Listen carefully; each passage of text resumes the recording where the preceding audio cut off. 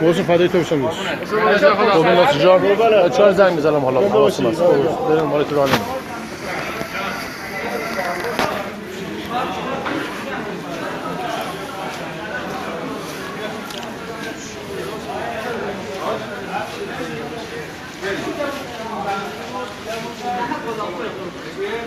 اینجا همه اینا هستن.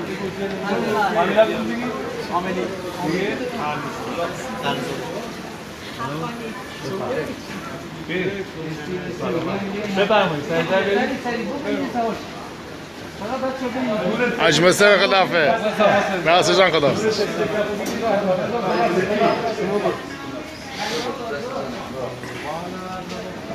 علی جان خدا.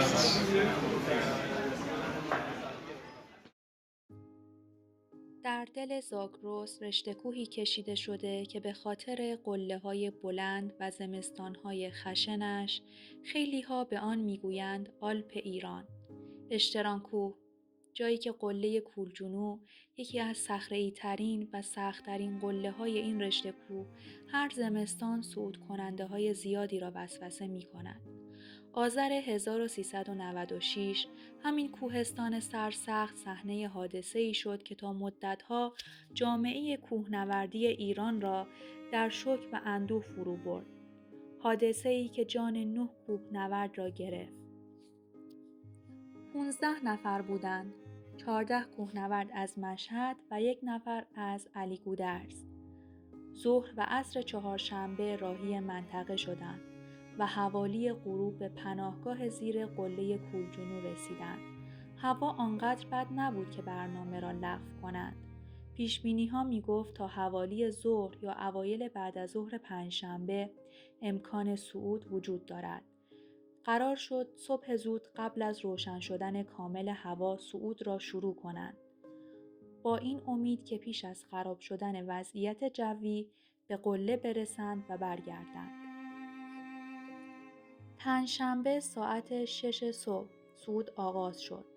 برف روی شیب‌ها نشسته بود و از حدود اواسط صبح کم کم شدت بارش بیشتر می شد. اعضای تیم خسته از شیب طولانی آهسته تر از چیزی که از قبل در ذهن داشتند بالا می رفتند. برآورد اولیه این بود که ظهر روی قله باشند. اما رسیدن به ارتفاعات پایانی بیشتر طول کشید. آنقدر که حوالی بعد از ظهر، زمانی که طبق اصول کوهنوردی باید در حال برگشت می بودند، هنوز درگیر شیب‌های بالای مسیر بودند. در همان ساعاتی که نقشه‌های هواشناسی هشدار اوج ناپایداری و بارش سنگین برف را برای منطقه داده بودند.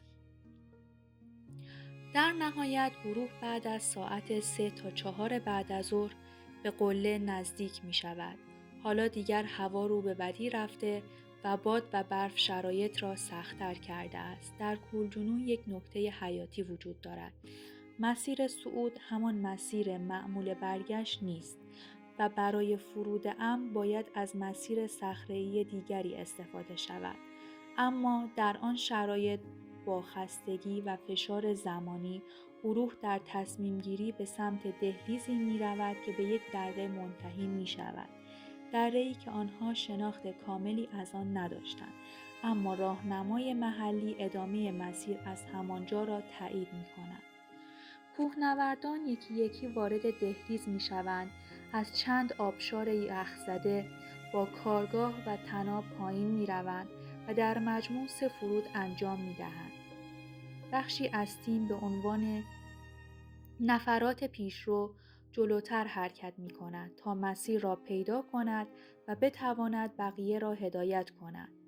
برف تازه، شیب تند و باد شرایط کلاسیک بهمن را در شیب‌های بالای آنها شکل داده است. در این لحظه کوچکترین خطای زمانی می‌تواند تفاوت بین یک عبور سخت و یک تراژدی تمام عیار باشد. ساعاتی بعد وقتی 3 نفر از پیشروها خود را از دره بیرون می‌کشند و به سمت پناهگاه می‌روند، هنوز خبر ندارند که پشت سرشان چه روی داده. ارتباط رادیویی با گروه عقب مانده سخت و گاهی قطع و وصل می شود. در نهایت وقتی به پناهگاه می رسند، هر 3 نفر خسته، سرد و آشفته اند و خبر می دهند که در مسیر برگشت بهمن عظیمی در دهلیز پایین دست رها شده و 8 نفر از همراهانشان در کسری از ثانیه زیر توده‌ای از برف و یخ ناپدید شده‌اند. کمی بعد هم خبر می رسد که یکی دیگر از اعضای تیم بر اثر سرمازدگی جان داده است. با اعلام حادثه، جستجوی گسترده شروع می شود. تیم‌های امداد و نجات هلال احمر و نیروهای فدراسیون کوهنوردی در روزها و پروازهای متعدد منطقه را زیر و رو می کنند. در طول حدود 1 هفته پیکر 8 نفر از کوهنوردانی که زیر بهمن مدفون شده بودند، از زیر برف بیرون کشیده می شود و در نهایت با پیدا شدن پیکر نفر آخر شمار جانباختگان حادثه به 9 نفر می رسد. در مقابل 6 نفر دیگر با وجود تمام آسیب‌های روحی و جسمی زنده می مانند و روایت آن روزهای تلخ را بازگو می کنند. گزارش‌های رسمی بعد از حادثه چند اشتباه کلیدی را برجسته کرد. مهمترینشان برآورد نادرست زمان صعود و برگشت بود. تیم در ساعاتی به قله نزدیک شد که باید پیشتر مسیر بازگشت را آغاز می‌کرد. دوم، انحراف از مسیر امن و ورود به دهلیزی بود که شناخت کافی از آن وجود نداشت و در شرایط بارش تازه و شیب زیاد به طور طبیعی مستعد بهمن بود.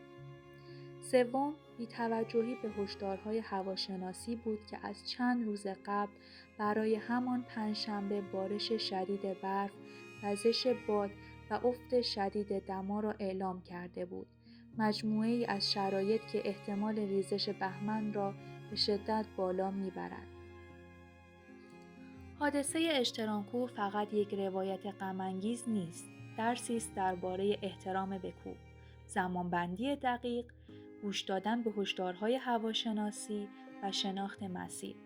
هر زمستان ده‌ها گروه راهی قله‌ها می‌شوند، اما کوهستان حتی برای مجهزترین و با تجربه ترین کوهنوردان هم جایی برای ساده گرفتن اصول ایمنی نیست. یاد 9 کوهنوردی که در کوه‌الجنوب جان باختند، با هر صعود ایمن و هر تصمیم محتاطانه‌ای که جان یک تیم را نجات می‌دهد زنده می‌ماند.